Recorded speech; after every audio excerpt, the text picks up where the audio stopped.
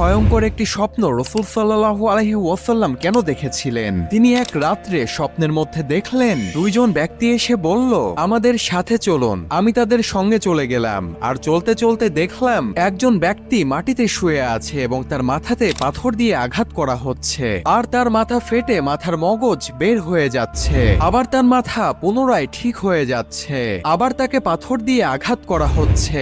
এমন ভাবে বারবার একই জিনিস চলতেই থাকছে।